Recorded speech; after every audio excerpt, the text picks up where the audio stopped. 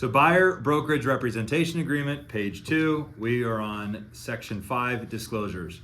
Buyer understands that depending on the circumstances, it may be necessary or appropriate for broker to act as an agent of both parties for each such transaction. Meaning, you could be representing both parties, the buyer and the seller, as one individual agent. In such event, broker will seek buyer's consent to broker's representation of additional parties as soon as practicable and will obtain the written consent to act form signed by all parties.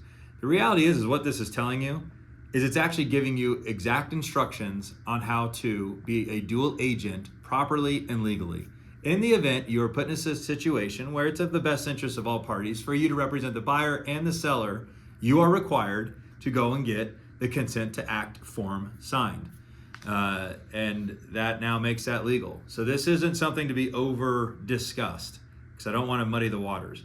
If you are put in a position where it is of the best interest of all parties for you to represent the buyer and the seller at the same time, which is called dual agency, you're required to get the form consent to act signed by the buyer and I believe the seller, signed by all parties.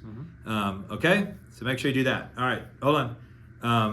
And then letter B is buyer consents and acknowledges that other potential buyers represented by broker may consider, make offers on, or acquire interest in the same or similar properties as buyers. So what this is disclosing is just because I'm exclusive to you on 123 Main Street with this agreement, or just because I'm working with you on 123 Main Street does not mean I may have another buyer, I may not have another buyer who also is interested in 123 Main Street.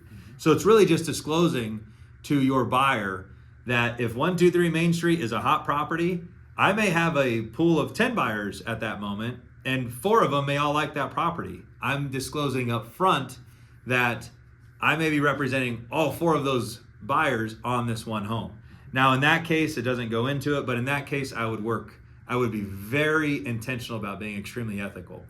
I wouldn't disclose the different buyers, what one buyer's offering, what the other buyer's offering, what the seller countered out on this offer. Nope. It's tight-lipped and be professional, represent each buyer, and do your best based on that buyer's specific needs. Yep. And do not share that information with anybody else.